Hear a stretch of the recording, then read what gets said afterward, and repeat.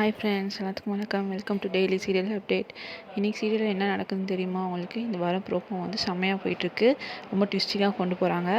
நீங்களே பார்த்துருப்பீங்க ப்ரோமோவை. அதை எப்படி ட்விஸ்ட் பண்ணி சொல்கிறாங்க நான் உங்களுக்கு சொல்கிறேன். ஒன்றுமே இல்லை, காவேரி வீட்டிலேருந்து விஜய் வீட்டிலேருந்து எல்லாருமே நின்று பேசிகிட்டு இருக்காங்க. உடனே சாரதாவை வந்து அவள் வந்து அக்கான்னு கூப்பிட்றா.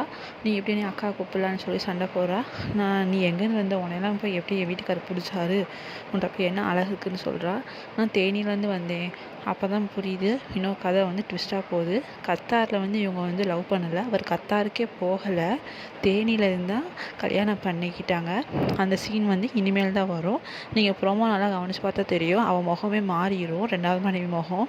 இவங்க கத்தார், ஏன்னா கத்தார் பொண்ணு இவங்க இல்லவே இல்லை, தேனியிலேருந்து தான் இவங்க வந்து வாழ்ந்துட்டுருக்காங்க. அவர் கத்தாருக்கே போகலன்னு சொல்லி அந்த உண்மை வந்து இனிமேல் தெரிய வரும். பாருங்கள், நெக்ஸ்ட் வீக் நடக்கும்.